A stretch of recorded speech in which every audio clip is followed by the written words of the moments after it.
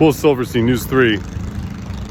You know what's louder than those lawnmowers over there? All these military exercises going on at Nellis Air Force Base. Folks in this area are telling me that it's going night and day more than ever before, all in the wake, of course, of these attacks overseas. Military activity going both ways between the U.S. and Israel, into Iran, from Iran out into several other Middle Eastern countries. Why it's getting so loud, what experts say, and what people here say tonight.